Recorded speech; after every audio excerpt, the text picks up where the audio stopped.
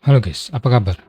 Pernah nggak kalian bayangin gimana caranya sebuah perusahaan bisa punya keuntungan yang bikin perusahaan besar kayak Google, Apple, atau Microsoft kelihatan mid?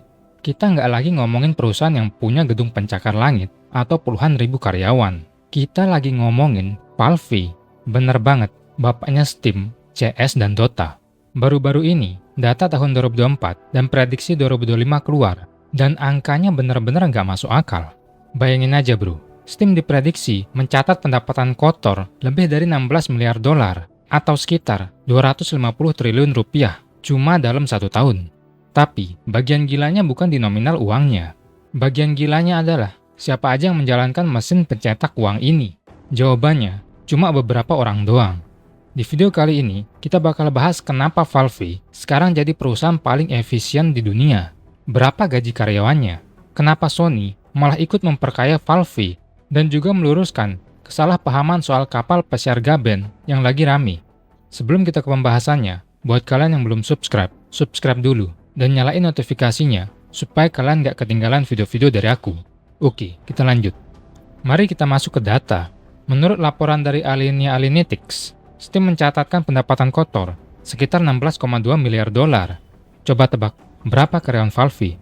Ribuan? Atau puluhan ribu? Salah bro, jumlah karyawan Valve itu cuma sekitar 350 orang. Kalau kita pakai matematika sederhana, 16 miliar dolar dibagi 350 orang. Hasilnya adalah revenue per employee atau pendapatan per karyawan yang tembus sekitar 40-50 juta dolar per orang. Angka ini gila banget. Sebagai perbandingan, raksasa teknologi konvensional kayak Google atau Microsoft itu jauh di bawah ini rasio efisiensinya. Ada satu fakta lucu yang harus kalian tahu. Menurut laporan dari Tech4Gamers, satu-satunya perusahaan atau model bisnis yang bisa menyaingi atau mendekati tingkat efisiensi gila Valve ini cuma sektor kripto dan OnlyFans. Bener banget bro, kalian nggak salah denger. Saking efisiensinya, saingannya bukan lagi sama perusahaan game lain, tapi OnlyFans. Ini buktiin kalau Valve itu bukan sekedar perusahaan game, tapi mesin pencetak uang otomatis yang dijalanin sama tim elit yang sangat kecil. Terus, tim kecil yang cuma 350 orang ini dapat apa? Apakah mereka kerja rodi? Ternyata kebalikannya bro. Berdasarkan dokumen pengadilan dari kasus Volver Games versus Valve yang bocor dan dibahas oleh Ars Technica, kita jadi tahu finansial mereka secara detail. Data menunjukkan lonjakan yang gila. Rata-rata bayaran kotor atau gross pay per karyawan melonjak drastis dari sekitar 483 ribu dolar pada tahun 2011 menjadi 1,32 juta dolar per karyawan di tahun 2021. Itu sekitar 21 miliar rupiah per orang. Kenapa bisa segede itu? Karena Valve punya filosofi best of the best. Mereka nggak mau punya ribuan karyawan yang biasa aja. Mereka maunya satu orang veteran yang skillnya setara 10 orang biasa. Makanya mereka berani bayar mahal. Dan budaya kerjanya juga unik. Di Valve, nggak ada namanya bos. Nggak ada manajer yang nyuruh-nyuruh. Kamu kerjain Dota ya hari ini? Besok kamu kerjain CS ya? Nggak ada bro. Mereka punya istilah vote with your wheels, atau pilih dengan roda kamu. Meja di kantor Valve itu ada rodanya. Kalau seorang karyawan merasa proyek tim A ngebosenin, atau proyek tim B lebih punya masa depan atau paling bernilai, mereka tinggal dorong meja mereka ke ruangan tim B dan mulai kerja di sana. Struktur organisasi mereka datar banget atau disebut flat organization. Inilah kenapa kadang update game Valve itu lama banget. Ya karena kalau nggak ada karyawan yang minat ngerjain, proyeknya ya nggak bakal jalan. Contohnya nih, Half-Life 3. Ngapain aku capek-capek buat Half-Life 3? Kan nggak ada yang paksa aku buat ngerjain game itu. Makanya, nggak muncul-muncul tuh game. Tapi begitu jalan proyeknya, hasilnya cuan, miliaran dolar. Sekarang kita lihat posisi mereka di pasar. Kompetitor kayak Epic Games Store sudah bakar duit miliaran dolar buat bagi-bagi game gratis dan beli eksklusivitas. Hasilnya, nggak ada kelihatan. Steam tetap santai sambil ngopi di puncak. Steam masih memegang market share lebih dari 75% di industri game PC global. Para developer pun mengakui mayoritas pendapatan mereka ya datangnya dari Steam, bukan toko lain. Tapi, dominasi ini punya efek samping. Steam sekarang kebanjiran. Laporan Twictone, Steam mencatat hampir 19.000 game PC dirilis sepanjang tahun 2024, 32% lebih banyak dibandingkan tahun 2023. Tapi tunggu dulu, dari 19.000 itu, 79%-nya adalah kategori limited games. Artinya, itu game-game kecil, hobi, atau aset flip. Aset flip itu kayak game rakitan seadanya. Seringkali kualitas gamenya jelek, cuma buat cari cuan cepat doang, dengan usaha seminimal mungkin, yang penjualannya rendah banget, bahkan belum memenuhi syarat buat punya fitur trading cards.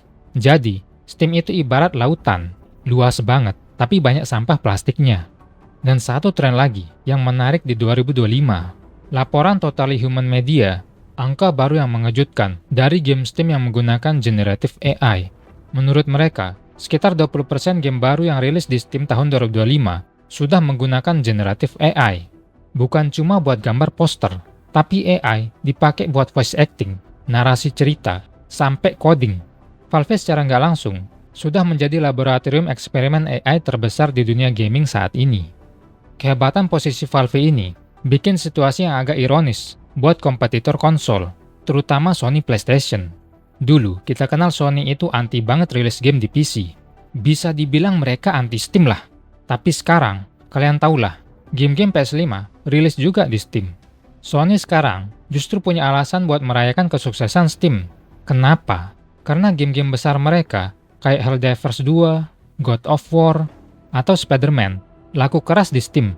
Setiap kali Sony jualan game di PC, Valve duduk manis sambil ngopi dan ngantongin potongan komisi mereka. Biasanya 30% atau bisa turun ke 20% kalau gamenya laris banget.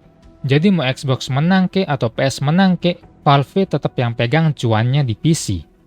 Oke, ini bagian yang paling sering salah kaprah. Dengan duit sebanyak itu, apa yang dilakukan Gaben?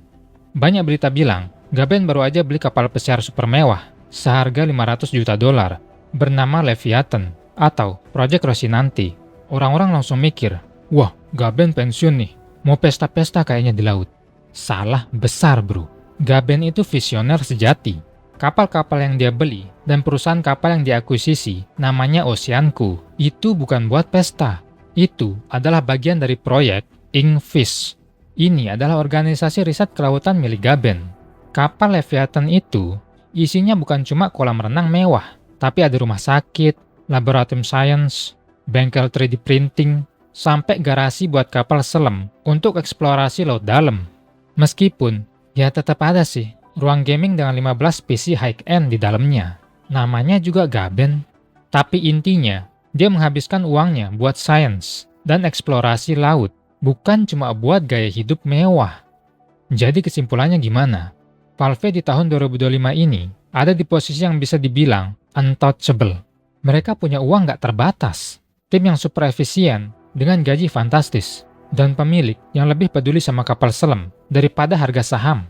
Dan karena Valve adalah perusahaan private, bukan perusahaan publik yang sahamnya dijual di bursa, mereka nggak peduli sama tekanan investor. Mereka bisa santai sambil ngopi. Dan sekarang, mereka sedang siapin Steam Machine untuk tahun 2026. Apakah bakal sukses kayak Steam Deck? Kita lihat aja nanti. Oke, mungkin segitu aja dari aku.